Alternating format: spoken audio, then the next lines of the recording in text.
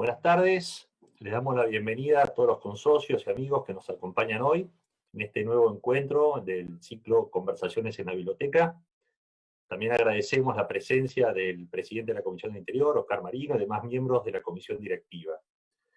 Hoy vamos a hablar sobre Alexander Solzhenitsyn, Premio Nobel de Literatura y uno de los gigantes del siglo XX. Nuestro invitado es uno de los grandes periodistas argentinos, único corresponsal para la televisión argentina en cubrir la totalidad de la Guerra de Malvinas, conferencista y autor de libros sobre el tema. Fue también enviado especial en distintos conflictos, en el Líbano, Irak, Nicaragua, El Salvador. Escribió para La Nación, Clarín, La Prensa, Ámbito Financiero, la revista Siete Días. Como reportero y conductor de televisión trabajó tanto en Argentina como en Estados Unidos, donde lo hizo en las cadenas de CNN, NBC, Univisión y Telemundo. Es descendiente de una familia de oficiales zaristas exiliados tras la revolución bolchevique y es un apasionado de la historia y la política rusa, en materia sobre la que ha sido profesor, investigador y documentalista. Por su documental La Nueva Rusia fue nominado al premio Emmy. Y desde hace 50 años o más de 50 años dirige Nuestro País, que es un periódico fundado en Buenos Aires por Iván Solonevich, sobreviviente de los campos de concentración soviéticos, y como director de Nuestro País, durante años mantuvo correspondencia con Alexander Solzhenitsyn, a quien finalmente conoció y entrevistó en su casa en el Destierro, en Vermont, Estados Unidos. Nicolás, bienvenido a este ciclo y muchas gracias por acompañarnos. Gracias a ustedes, es un honor para mí. Muy bueno. Nicolás, si te parece, como para entrar en este mundo apasionante de Solzhenitsyn, por ahí arrancamos con tu visita, o cómo lo conociste, o cómo fue que llegaste al mundo de él, y finalmente cómo terminaste visitándolo en su casa. Bueno, yo era hijo de exiliados políticos y crecí como mis padres y mis abuelos con la esperanza de que Rusia se liberara, y estábamos, los que así fuimos educados, tomándole el pulso a la realidad soviético-rusa en todo momento. Y cuando apareció Solzhenitsyn en su primer publicación oficial en la Unión Soviética, que fue el libro Un día en la vida de Iván Denisovich, yo reconocí inmediatamente, aunque no había muchos motivos para sospecharlo, de que era propia tropa. Porque en ese libro Solzhenitsyn no muestra toda su cosmovisión de ninguna manera. Es un libro que él dedica a hablar de los campos de concentración de una manera muy moderada, si no, no hubiera sido publicado. A medida que va pasando el tiempo, él va mostrando más su cosmovisión, pero en ese momento realmente mucha gente del exilio político inclusive sospechaba de él y no le creía. De hecho, el gobierno soviético lo promovía el libro, ¿no? En algún modo. Claro, porque coincidió con la política del momento de Nikita Khrushchev, Claro. que había comenzado la desestalinización después de la muerte de Stalin, y el libro en ese momento le pareció a Nikita Khrushchev que servía a sus propósitos de desestalinización. Y Solzhenitsyn había hecho una versión de ese libro bastante desprovista de aristas muy filosas, porque él decía, para que lo lean por lo menos mis conocidos, sin ningún peligro que corran por leer un libro así. Pero en determinado momento a él se le ocurre en este deshielo, así fue llamado, el deshielo, ¿no?, literario que había en ese momento, gracias a esta actitud de Nikita Khrushchev, de proponerlo a la revista más célebre literaria del momento, Nuevo Mundo, Novoy Mir. Las revistas literarias en Rusia tenían tiradas de centenares de miles de ejemplares. El ruso en general era un pueblo muy lector en ese momento y probablemente siga siéndolo. Y se lo llevan al director, que era también un escritor bastante importante y miembro de la nomenclatura soviética, pero con alma de campesino. Y los campesinos habían sido perseguidos y diezmados por el régimen comunista. Y cuando este señor Twardowski, es el apellido, le dan el manuscrito, él se mete en la cama a leerlo a la noche. Cuando lee las primeras páginas, dice no, se levanta, se viste y lo sigue leyendo vestido, porque lo había impresionado de tal manera que se lo leyó 2 y 3 veces durante toda la noche y finalmente lo publicó.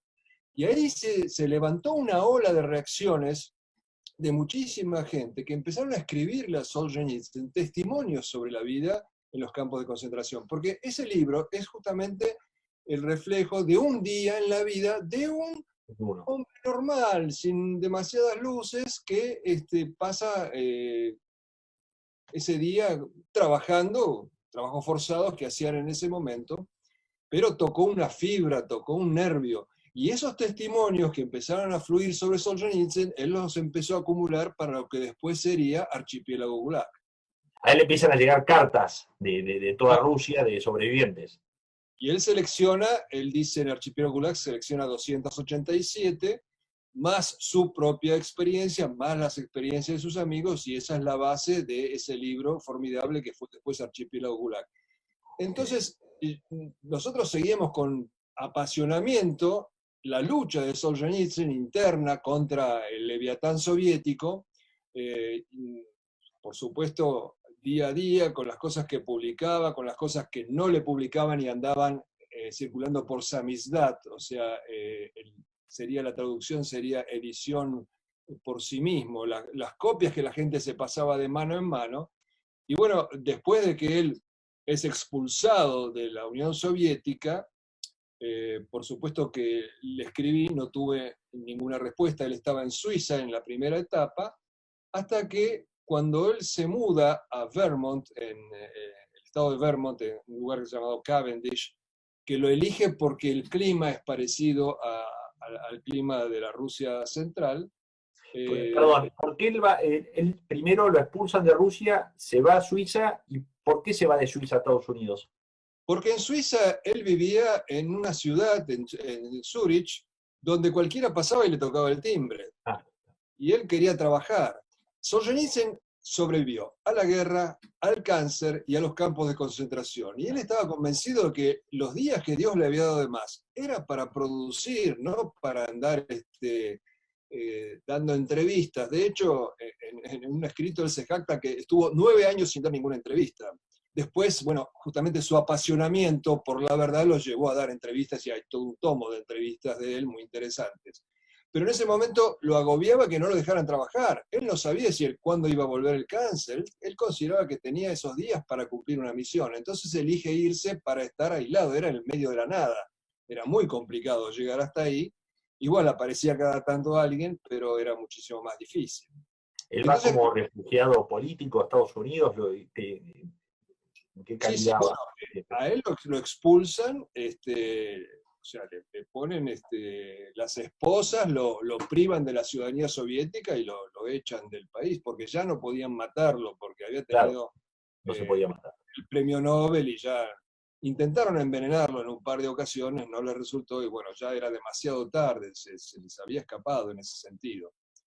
Y bueno, él manda una carta al periódico nuestro, donde solicita que los exiliados de mayor edad, dice a los mayores del exilio, que le manden todo el material, porque él estaba escribiendo su gran epopeya, que era la epopeya sobre cómo fue la Revolución Rusa, empezando por la Primera Guerra Mundial. Esa es la Rueda Roja. La Rueda Roja, que en ese momento se conocía su primer tomo, que era Agosto del 14, que es el que se publicó. Y bueno, entonces, al mandar él esa carta pidiendo eso, yo le contesto, y así empieza una correspondencia que inclusive, la verdad que a mí me dejó pasmado de que él tuviera tanto interés en un pequeño periódico, porque era nada comparado con los periódicos realmente importantes del mundo. Y creo que él... Esto era para llegar a los emigrados rusos en Argentina. En todo el mundo, porque el periódico tenía distribución en todos los centros del exilio político ruso. En realidad Ok. tenía más suscriptores, y aún el día de hoy tiene más suscriptores, por ejemplo, en Estados Unidos que en la propia Argentina. Llegaba a todos los centros de exiliados. Entonces, de todos los centros de exiliados le empezaron a llegar materiales a él. Y en esa conversación epistolar con él, de repente me sorprende que él empieza a mandarle dinero al diario. El diario la pasaba muy mal. No alcanzaban las suscripciones, nunca tuvo propaganda comercial, y él empezó a mandar dinero. Mandaba cada tanto $1000, una suma importante, lo que mostraba su identificación con el diario. Y yo en varias ocasiones, yo le escribí diciéndole que quería entrevistarlo. Entre otras cosas que yo le escribía. Y él me contestaba todos los demás tópicos, pero nunca me contestaba nada sobre la entrevista. Yo entendía que no quería la entrevista. Y así fue que en el año 84 me invitan, una organización periodística me invita a hacer un fact-finding tour, o sea, un tour periodístico para buscar datos a Extremo Oriente. Y yo tenía que pasar por Nueva York. Entonces, cuando voy en el avión hacia Nueva York, donde iba a ser el traspaso al vuelo hacia Extremo Oriente, le mando una carta y le digo, no quiero entrevistarlo, quiero estar con usted aunque sea 15 minutos. Y le mando la carta desde Nueva York. Me voy a hacer el tour por el Extremo Oriente y cuando vuelvo, porque le había dejado la dirección de mi tío que vivía en Nueva York, llamo por teléfono al aeropuerto de mi tío y me dice, recibí una carta de Solzhenitsyn, te recibe. Me tomé un taxi en el aeropuerto Kennedy y fui llorando hasta la casa de mi tío, no podía creerlo. Bueno, no dormí esa noche, obviamente. No había tenido la precaución de tener sus libros para que me los firmara, entonces le saqué a mi primo los libros que él tenía y bueno, con eso al día siguiente me tomé un avión a Boston y de Boston otro avioncito a Cavendish, que es donde él vivía.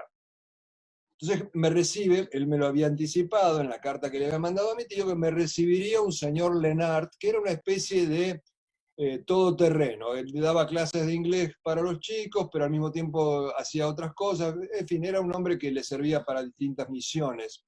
Me recibe este señor Lenart, un señor flaco, así tipo intelectual, con anteojos, y yo le digo, no puedo ir con las manos vacías.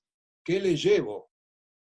Y me dice, no, él no quiere regalos, no le gustan los regalos. Bueno, pero si le llevo algo, no puedo ir con las manos vacías. Me dice, no, llévele una botella de vodka. Bueno, vamos a comprar la botella de vodka. Pero a la mujer también tengo que llevarle, y los rusos tienen una tradición que cuando uno va por primera vez a una casa, le tiene que llevar flores a la ama de casa. Entonces le digo, vamos a comprar flores.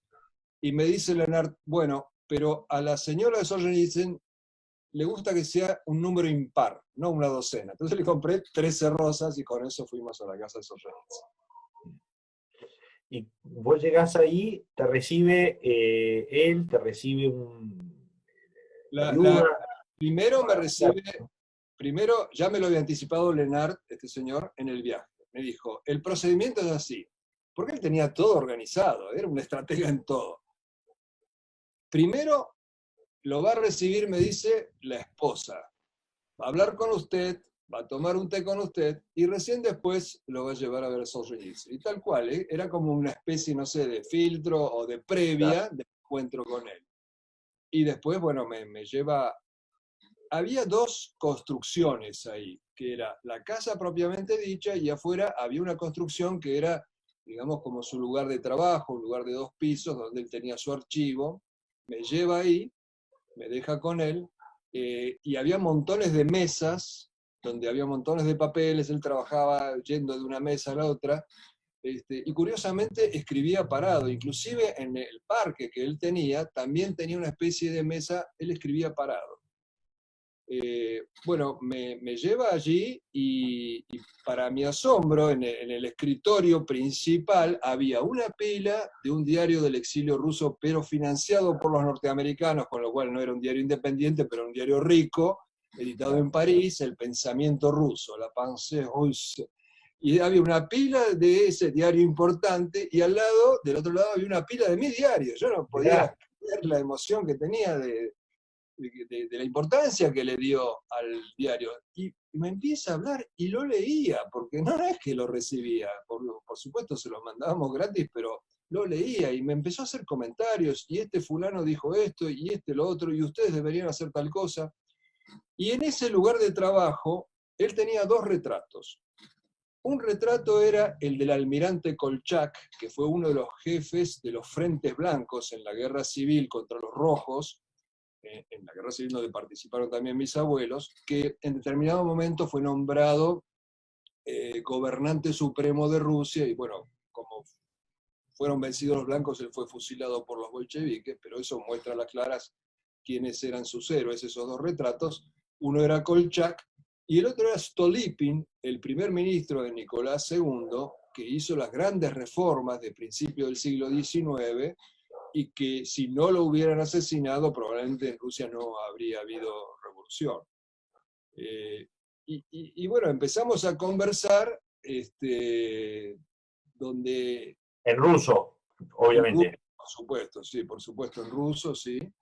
Donde él me empieza a hacerme preguntas a mí, de por qué yo tengo este interés en lo que hago, que era editar el diario ruso. Y le dije, mire, yo me considero un soldado, perdóneme quizás la arrogancia, pero yo creo que un soldado tiene que combatir con las armas que tiene en la mano. Y me dice, no, yo estoy muy de acuerdo con usted, con esa visión de soldado, porque sí, a nosotros nos espera una guerra.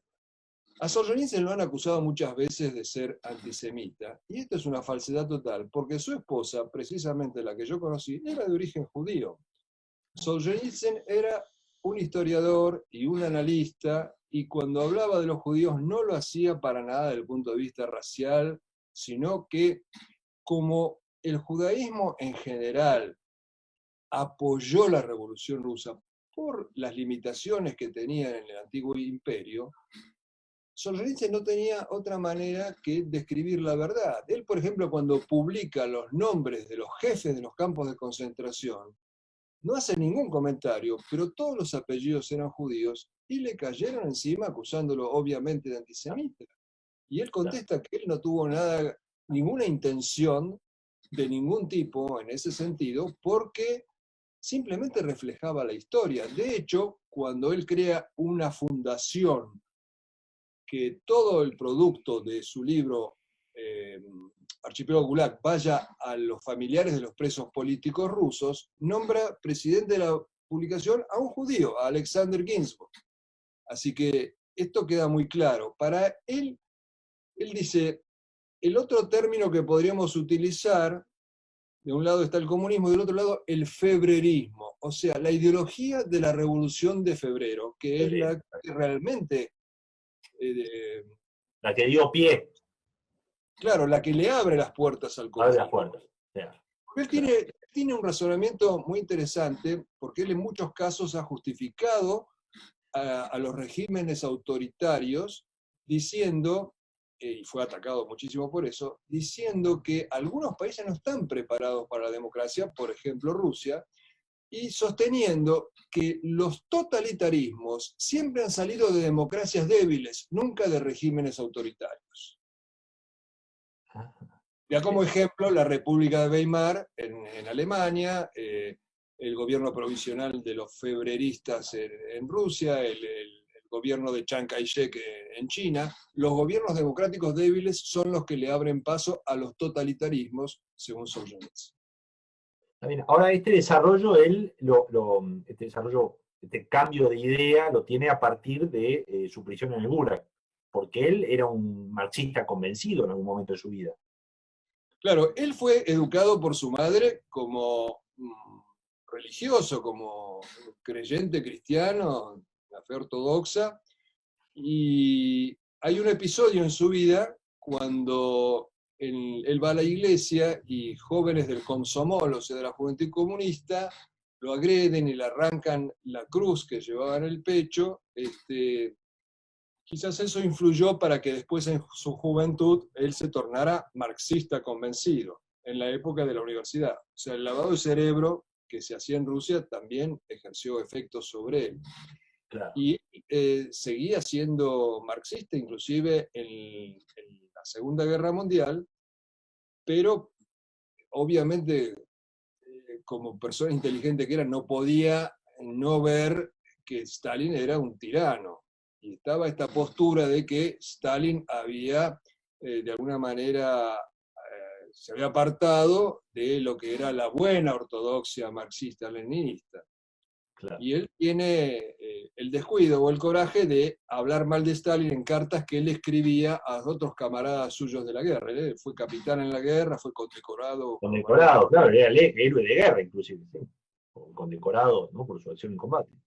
Pero lo delatan y va a parar a un campo de concentración. Lo que pasa es que él, como se había doctorado en matemáticas en la Universidad de Rostov y paralelamente había cursado letras, que no llegó por la guerra a recibirse, él en la guerra tenía una ocupación técnica que era escuchar. Había una función militar que era de escucha con una complejidad técnica muy grande, que él la resolvía obviamente bien, y no fue a parar de inmediato al campo de concentración general, sino que lo mandaron a lo que él llama Sharashka, que era una especie de prisión para científicos. O sea, les querían sacar el jugo a los científicos Claro. de la Unión Soviética que tenían prisioneros, haciéndolos trabajar. Y Es es lo que ahí, aparece en el libro El primer círculo.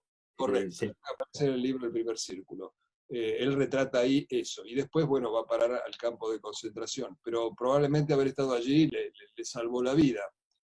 Y apenas él le toca la liberación, pero con destierro, él no puede ir a Moscú, se tiene que ir a Kazajstán, ahí le aparece el cáncer, al cual él combate y sobrevive. Hay una cuestión muy interesante que él habla en el libro que se llama Pabellón de Cáncer, justamente, ¿no?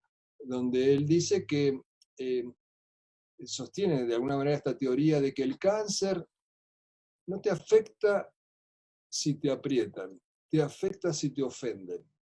Si vos vivís ofendido, lastimado en tu autoestima, es donde desarrollás el cáncer. Y según dice él también que hay algunos oncólogos que piensan justamente que es eso, que todos tenemos células precancerígenas, pero que se activan ante una Se situación de activan humillación una decepción, decepción o depresión, por supuesto. una depresión. Tiene ideas muy interesantes sembradas en sus libros que parecen novelas, que parecen, digamos, literatura, pero tiene principios sembrados en sus libros que son muy importantes filosóficamente. Hablando, ¿no? Por ejemplo, en Rusia siempre hubo una gran discusión sobre la legitimidad o no del uso de la violencia. Tolstoy, por ejemplo, decía que la violencia no se puede usar ni contra los delincuentes. No hay que resistirse a la violencia. Esa polémica siempre estuvo entre la intelectualidad rusa. Y en ese libro hay un personaje que es el portero de alguna manera de ese centro, que es un tipo muy simple y que dice lo siguiente. ¿Quién tiene razón en el tema de la violencia? ¿No? Existen los perros lobos. Los perros lobos son los perros que cuidan las ovejas, que pueden matar lobos porque están entrenados para proteger a las ovejas. Entonces este personaje Espiridón dice, el perro lobo tiene razón, el caníbal no. Hace esa diferencia. O sea, legitima el uso de la violencia en defensa por una causa noble. Claro, claro. Bueno, entonces, él te muestra esos cuadros, te muestra su biblioteca. ¿De qué conversan en esa reunión en su casa? Bueno, yo todavía era relativamente joven y bueno, una de mis preguntas era, ¿qué se puede hacer para liberar a Rusia? ¿Qué tenemos que hacer? O sea, ¿qué deberíamos hacer? Y él, bueno, ahí lo traicionó su espíritu de escritor y me dice, necesitamos buenos críticos literarios, porque los críticos literarios que hay son todos del otro bando. Bueno, a mí no me daba para crítico literario, pero yo decía, ¿qué esperanzas hay de que Rusia pueda ser liberada? Porque él estaba absolutamente convencido de que el comunismo iba a caer, y él hablaba con ese convencimiento de que mañana voy a estar en Rusia. Yo no voy a morir acá, yo voy a morir en Rusia. Inclusive me dijo, yo cuando esté en Rusia voy a editar un diario que se va a llamar Zemshchina, y en ese diario usted va a escribir. Así como que el que te dice, bueno, dentro de 2 horas vamos a comer. Bueno, cuando volvió a Rusia no publicó ese diario, bueno, porque tampoco le dieron muchas oportunidades en Rusia. Además volvió muchos años después. Sí, ¿no? bueno, sí, no, unos cuantos años después, porque esto es el 84 y él volvió, sí, en el 96, si no me equivoco. No, 94, bueno, no me acuerdo bien, pero sí, en la década siguiente. Él decía lo siguiente, pues yo decía, bueno, ¿y qué posibilidades tiene Rusia de liberarse del comunismo? Y me decía, yo me he dirigido a mis camaradas de la Segunda Guerra Mundial, muchos de ellos ahora son generales, y les he dicho, no sean generales jabalíes, o sea, piensen que ustedes tienen que tener una responsabilidad ante Rusia. Son muchos mis camaradas de la Segunda Guerra Mundial. Si uno solo se decidiera, se termina el régimen. Bueno, eso obviamente no pasó. No pasó, y evidentemente esa fe férrea que tenía Solzhenitsyn en la resurrección de Rusia, evidentemente fue, digamos, fue una inocencia de él, porque hemos visto que a pesar de que cayó el régimen del Partido Comunista Ruso, los mismos personajes siguen gobernando. Ahora hay otra dictadura que ya lleva 20 años y que está sovietizando a Rusia. Por ejemplo, hoy hubo un terrible desfile en homenaje a la Segunda Guerra Mundial, cosa que Putin ha transformado en la nueva ideología. La ideología de la Federación Rusa hoy no es ya el marxismo, pero es la Segunda Guerra Mundial como sustento de ese régimen. Glorificar el triunfo de las fuerzas soviéticas como una manera de tener el cemento que aglutina a los rusos para que no se le deshaga el poder en Rusia. Correcto, correcto. Él cuando sale de Estados Unidos, cuando sale de Rusia va a Estados Unidos, en Estados Unidos creían que él iba a ser una apología del mundo occidental, o por lo menos iba a estar agradecido. Sin embargo, hay un famoso discurso en la Universidad de Harvard, donde estaban esperando que hiciera un puro agradecimiento, y él ahí expone todo su pensamiento, y se sintieron medio decepcionados o desconcertados, ¿no es cierto? Claro, lo que pasa es que Solzhenitsyn es un estratega. Y él lo dice, mis libros y mis escritos eran como compañías, batallones, regimientos, y yo los iba moviendo de acuerdo a las necesidades del momento. Entonces, cuando él saca su primer libro, Un día en la vida de Iván Denisovich, muchos dijeron, bueno, este es antistalinista, pero este es un buen leninista. Después él sigue sacando otros libros y dicen, bueno, este no es leninista, obviamente, pero este es socialista de los buenos. Después sigue avanzando y se dan cuenta, bueno, este no es socialista, pero es demócrata. Pero sigue escribiendo y después, bueno, ya terminan diciendo que es un ayatola, que es un fundamentalista, que es un monárquico.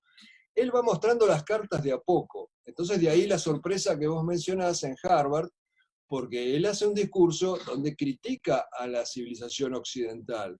La critica por materialista, porque, bueno, sostiene de que se han olvidado del espíritu, y la critica por falta de coraje. Solzhenitsyn venía diciendo, están entregando 3 y 4 países por año al comunismo. O sea, no hay coraje para resistirse a él.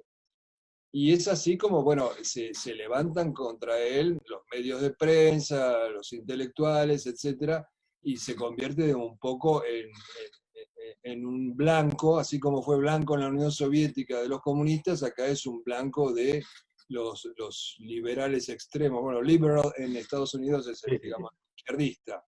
Claro. Inclusive, cuando Ronald Reagan lo invita a ir a la Casa Blanca, junto con otros disidentes, Solzhenitsyn le contesta, primero y principal, yo no soy disidente, yo soy un escritor ruso, porque en los disidentes había muchos que eran marxistoides, que justamente decían, bueno, Stalin de alguna manera traicionó Claro, eran la buena disidentes con herencia de matices. Marx.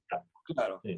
Stalin traicionó la buena herencia de Marx, y Solzhenitsyn era antimarxista. Solzhenitsyn en el archipiélago Gulag dice que los campos de concentración tienen su origen en Marx, porque en el libro, el trabajo Crítica al programa de Gotha, Marx justifica los campos de concentración, que eran realmente campos de exterminio, no los inventó Hitler. Esto viene de Marx. Entonces Solzhenitsyn le contesta que él no es disidente, y por otra parte le dice, pero bueno, su término serán 8 años. Un escritor no tiene términos. Cuando usted finalice su mandato, lo voy a recibir con mucho gusto. Mucha gente dice que los 3 pilares fundamentales para la caída de la Unión Soviética eran Reagan, Solzhenitsyn y Juan Pablo II. Y tengo entendido que era un admirador de Juan Pablo II, se entrevistó con él y tenía conversaciones, ¿no es cierto? Sí, él tenía un gran respeto por Juan Pablo II desde ya. Lo que pasa es que el régimen en sí se había agotado. Se había agotado.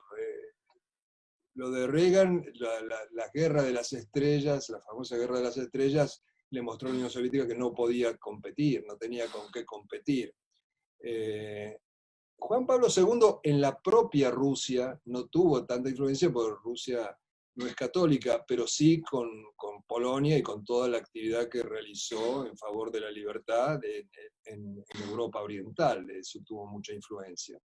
Pero además, Solzhenitsyn no encajaba en Occidente por su religiosidad, porque él en todo momento subrayaba, por ejemplo, cuando le dan el premio Templeton en Inglaterra, él da un discurso donde dice que todo lo que está pasando de malo en la humanidad es porque el hombre se olvidó de Dios. Se olvidó de Dios, claro. Y cita esa frase de Dostoyevsky que dice, si Dios no existe, todo está permitido. Y eso, por supuesto, los intelectuales de izquierda no se lo iban a aceptar, ¿no es cierto? Y ahí nacen las acusaciones de que es fundamentalista, de que es ayatollah, de que es esto y lo otro. Lo curioso, bueno, él era religioso, pero no en la declamación, en las formas. Yo llegué cuando era la Semana Santa ortodoxa, y los ortodoxos cumplen una vigilia de 7 semanas previas a previa a la Pascua. Y entonces, cuando me invitan a almorzar, ahí en la casa de Solzhenitsyn, primero se reza, como rezan los ortodoxos rusos siempre, antes de cada comida, y la comida era de vigilia, no había ni carne ni nada. E inclusive Solzhenitsyn me dice, acá está mi hijo Ignat, que es músico. Le digo, sí, yo sé que es músico. Y le dice Solzhenitsyn, mira, Ignat, ya te conocen como músico en Buenos Aires, tocale algo. Y me toca ahí en el piano una melodía. Solzhenitsyn inclusive se casó por iglesia, Solzhenitsyn se confesaba con un sacerdote del exilio, porque Solzhenitsyn no confiaba en el patriarcado oficial de Moscú, que fue creado por Stalin, porque Stalin había ido a la iglesia rusa. Claro. Cuando los alemanes entran en Rusia y permiten la apertura de iglesias, y la gente se presenta en masa a aplaudir a los alemanes, cosa que se oculta obviamente en la Rusia de hoy, y hasta se forman ejércitos anticomunistas aliados a los alemanes para tumbar a Stalin, Stalin decide ensillar el sentimiento religioso y patriótico ruso. Entonces Stalin reabre las iglesias y dice, bueno, tenemos que crear una estructura. Y había 3 obispos que todavía no los habían fusilado, los sacan de donde estaban recluidos y montan una iglesia oficial que es una iglesia de bolsillo hasta el día de hoy, porque la encabezan agentes de la KGB, incluido el patriarca Cirilo de hoy. Solzhenitsyn en el año 72, si no me equivoco, le escribe una carta al patriarca Pimen, donde le dice, esto tiene que acabar. Por primera vez en 2000 años de historia del cristianismo, a la iglesia la manejan ateos. Y esto continúa lamentablemente hasta el día de hoy. La iglesia oficial es un elemento del poder político. Hoy hablábamos, antes de empezar, sobre ese viaje, esa peregrinación de Solzhenitsyn que sale del cristianismo, se va al marxismo, tiene este sufrimiento y vuelve al cristianismo. Vos me hacías un paralelismo con Dostoyevsky. Me pareció súper interesante, ¿por qué no lo comentás a él? Bueno, Dostoyevsky en su juventud participó de grupos revolucionarios socialistas, y en uno de esos grupos, el grupo de Petrashevsky, que fueron aprehendidos, fueron juzgados y fueron condenados a ser fusilados, pero el zar conmutó la pena y Dostoyevsky fue enviado al destierro, a Siberia, y allí, además de escribir su obra La Casa Muerta, bueno, o sea, la obra se basó en esa experiencia, él volvió como cristiano y como monárquico. E inclusive Solzhenitsyn dice en alguna obra suya donde dice, temo pensar en qué me convertiría yo si no hubiera parado un campo de concentración. Yo hubiera sido probablemente un escritor acomodado de la nomenclatura si no hubiera tenido esa experiencia. El valor del sacrificio, del sufrimiento, ¿no? La figura de Solzhenitsyn pierde vigencia caída la Unión Soviética o tiene un legado que trasciende el régimen.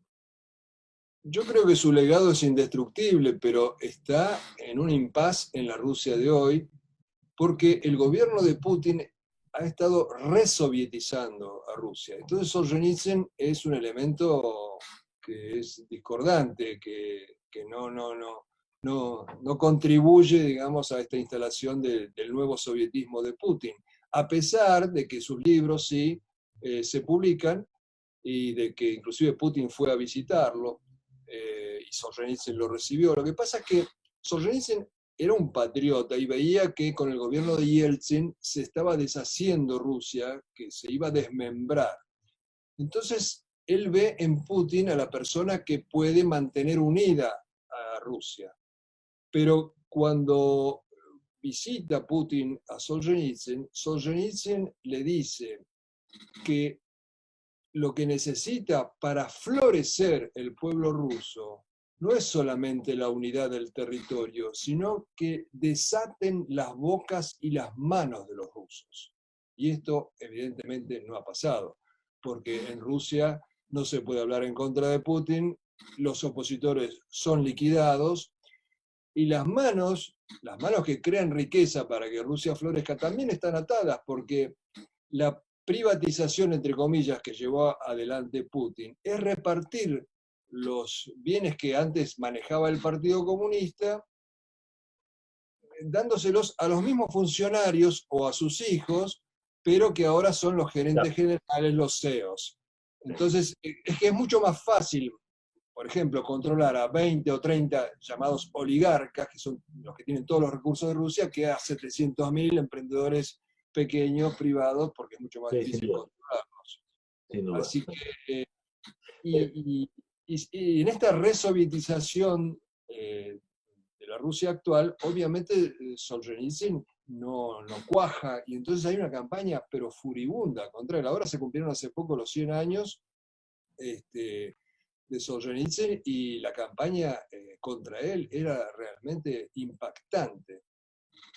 Llegó en algún momento a ser obligatoria su lectura en los colegios secundarios, ¿no? El Archipiélago Gulag, una versión media abreviada. Sanitizada, una versión absolutamente donde se le sacaron muchos ángulos afilados, e inclusive en la obra, no para las escuelas, se le ha quitado toda la referencia a ese movimiento que hubo durante la Segunda Guerra Mundial de millones de rusos que quisieron tomar las armas para abatir a Stalin. De hecho, se formaron varios ejércitos que pensaban que los alemanes les iban a permitir abatir a Stalin. Pero la locura de Hitler hizo que esos ejércitos nunca los dejaran combatir contra tropas soviéticas porque les desconfiaban, claro, eran patriotas rusos. A Hitler no le interesaba ni una Rusia comunista ni una Rusia anticomunista, le interesaba el Lebensraum, ¿no? El espacio vital. Entonces, no aprovechó esas fuerzas militares y son consideradas traidores en Rusia, pero Solzhenitsyn las reivindica. Solzhenitsyn tiene una frase que dice: nada valdría el pueblo ruso si no hubiera tomado un fusil para enfrentar a Stalin. Y eso, por supuesto, en la Rusia de hoy no se puede publicar, no se puede leer. Aún hoy no se puede leer, increíble. Nicolás, tenemos algunas preguntas de la gente de la audiencia. Si te parece, ya pasamos a las preguntas. La primera es María Elena Iturbe. Tiene la palabra para hacer una pregunta. ¿Qué tal, Nicolás? Muy interesante la charla y quería preguntarte si el Glasnost y la perestroika, si fue gestada solo por Gorbachov y las élites o participó también de alguna manera el pueblo ruso. Bueno, Solzhenitsyn mucho antes de la Glasnost, que la Glasnost es la transparencia, ¿no? Hablaba de que el pueblo ruso necesitaba justamente la transparencia, necesitaba poder hablar. Pero esto fue un error de cálculo de Gorbachov. Gorbachov sentía la presión que había porque se había agotado el modelo y pensó que había que darle un escape a esos vapores que se estaban acumulando con la reconstrucción, o sea, la perestroika, y la glasnost, la transparencia. Pero al abrir esa endija, fue como abrir una endija en un dique. Entra el agua y se lleva puesto el dique. Eso fue lo que pasó. Fue un error de cálculo, porque Gorbachov lo hizo para conservar la Unión Soviética y el régimen comunista, no para modificarlos y ni menos para destruirlos. De hecho, cuando Gorbachov vino a la Argentina y fue entrevistado por Mariano Grondona, él seguía diciendo que él era marxista y aconsejaba a los estudiantes argentinos a leer a Marx. Pasamos a la siguiente pregunta. Fernando Pascual. Excelente exposición, señor Casanseu. Me interesaría saber, que me han llegado alguna versión, si es cierto que las bancas Rothschild y Morgan pueden haber financiado la Revolución Soviética en su momento. Bueno, no sé si la banca que usted mencionó, pero siempre se habló de Schiff, Loeb y Company, ¿no? Parece que no hay dudas de que sí financiaron. Pero al mismo tiempo, la banca Rothschild apoyó el régimen del zar Nicolás II con créditos. Pero lo de Schiff, Loeb y Co. Es lo que se ha instalado, ¿no? como real. Sí, incluso él denuncia a Armand Hammer en ese discurso que da a los sindicatos en Estados Unidos, ¿no? Él dice que Armand Hammer, cuyo padre había sido el fundador del Partido Comunista de Estados Unidos, dice que apoyó a Lenin desde el principio, ¿no? Un magnate del petróleo. Sí, bueno, los millonarios que apoyaban a la revolución comunista, empezando por los propios millonarios rusos de la época del zar Nicolás II, que después todos perdieron todo. Solzhenitsyn cuenta una reunión entre la cúpula comunista encabezada por Lenin, donde afiebradamente Lenin dice: porque a los capitalistas los vamos a ahorcar a todos. Y uno de los líderes comunistas que tenía sentido del humor, Karl Radek, le dice: pero Vladimir Ilich, no nos va a alcanzar soga para ahorcarlos a todos. Y Lenin le dice: se van a pelear por vendernos la soga. Interesante, interesante. Tenemos también acá una pregunta de Jorge Steverling. Hola, muchas gracias, Nicolás, por la presentación. Me interesaría una comparación entre Rusia y Argentina, en el sentido que mencionabas acerca de la visión de Solzhenitsyn de la cierta imposibilidad de Rusia de crecer, de madurar democráticamente. Entonces, ¿es esto un proceso al cual finalmente se puede llegar o es un pueblo en el cual, digamos, culturalmente siempre va a requerir un líder fuerte? Y me interesaría una comparación con Argentina, que tanto nos cuesta poder madurar en nuestra democracia. Bueno, Solzhenitsyn tenía mucha fe en el pueblo ruso. Pensaba que tenía que ser una evolución, digamos, una evolución no inmediata hacia una situación absoluta de Estado de Derecho. Él me dijo a mí en esa reunión que tuve con él de que hacían falta 50 años de dictadura militar antes de cambiar de sistema. Por supuesto, no una dictadura al estilo soviético, sino un sistema autoritario. Él muchas veces se inclinó por el sistema autoritario, inclusive él justificó y aplaudió de alguna manera la España de Franco, lo cual le valió el odio de todos los intelectuales españoles. Él cuando estuvo en España, él dijo, pero ustedes dicen que esto fue una dictadura, es una dictadura lo de Franco, ustedes no tienen idea de lo que es una dictadura. No sé si se puede hacer el paralelo con la Argentina, porque la Argentina no viene del totalitarismo, la Argentina viene de una democracia que es una democracia también débil y corrupta. No sé si se puede hacer el paralelo en ese sentido. Esperemos que no llegue el totalitarismo en base a la democracia débil, como predecía que siempre pasa Solzhenitsyn. Perfecto, gracias.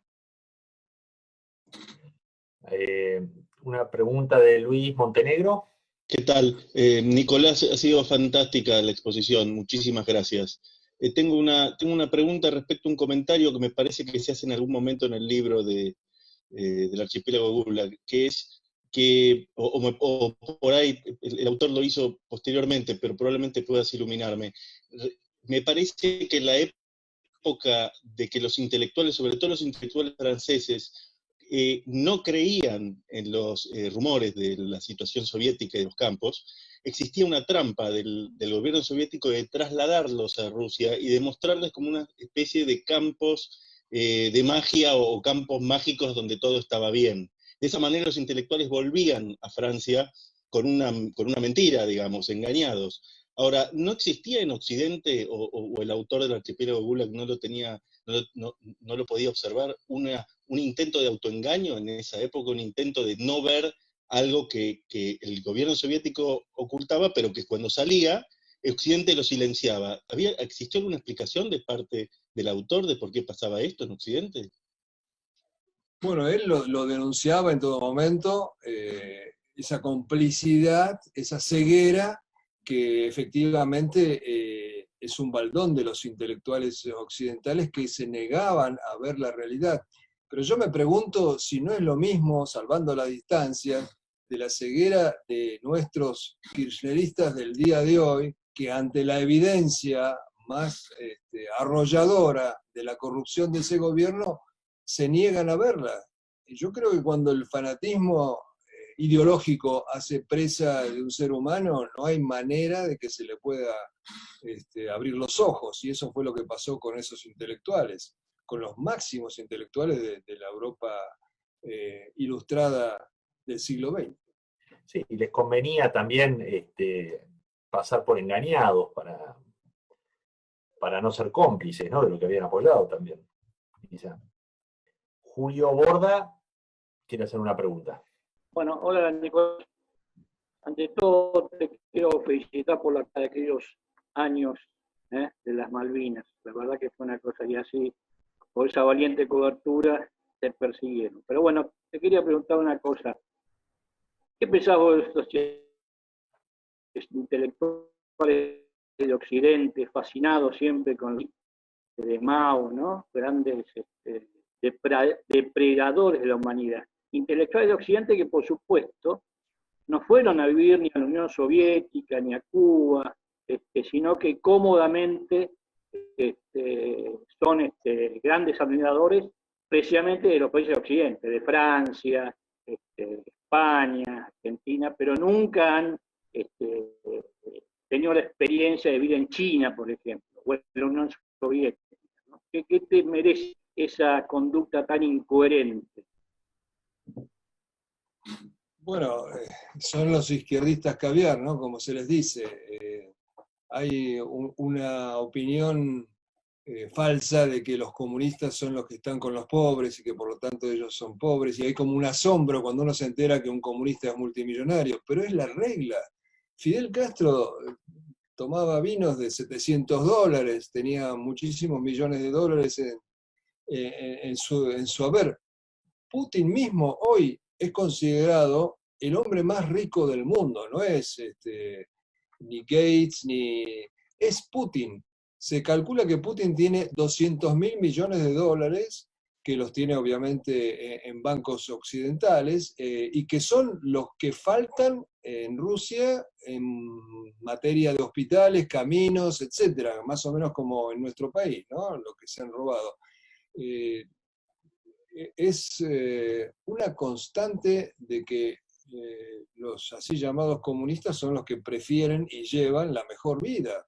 Una vez se hizo una encuesta en Francia de cuál era la comida preferida por denominación política, y entre los comunistas el plato preferido era la langosta.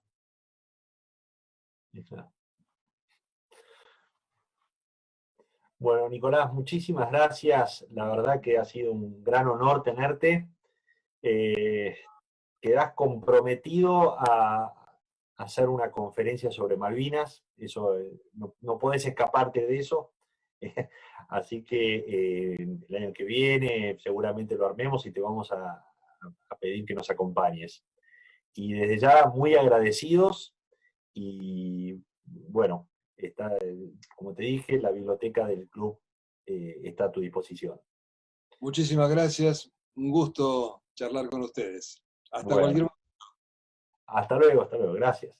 Hasta luego.